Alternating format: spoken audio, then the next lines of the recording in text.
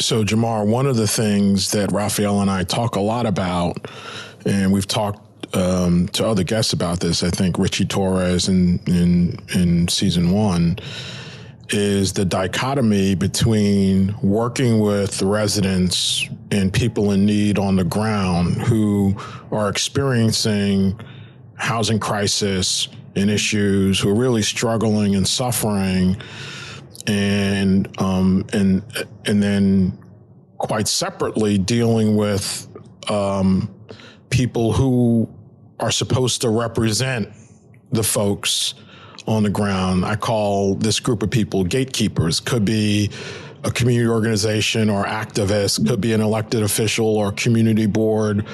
That the one of the biggest revelations of Raphael and my career has been that when people are struggling, or as a professional, if you've experienced struggling and suffering in your own personal life, that produces pragmatism, where you want to see results and you're not willing to wait forever for results.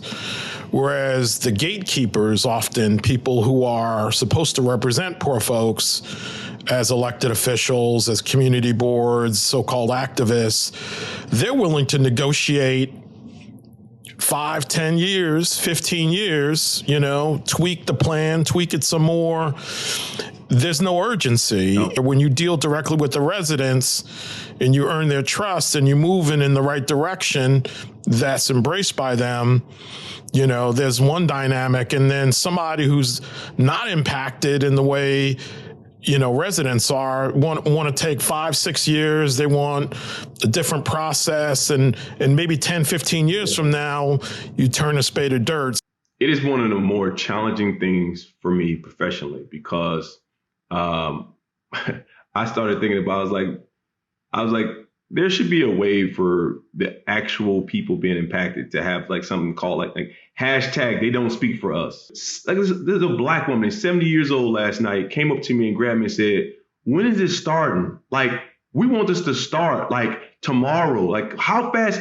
Like the energy of it happening yesterday is like so important. And to your point, the people who are, and forgive me, but I can speak my truth. For the people who are not living, the people who are living with heat, with hot water, without mold, who don't have security issues in their building, they have no problem ideating about the plan and like, we should talk about it more. We should have meetings and talk, figure this out. And because again, they're not living in the conditions that they are okay with other people living in for longer periods of time. It's like if you have cancer, right? You want a treatment. You're like, hey, doc, man, what we going with? Radiation? Right. You're going with and I want to start now. Like, I want something now, right? Because you're the one with the problem, right?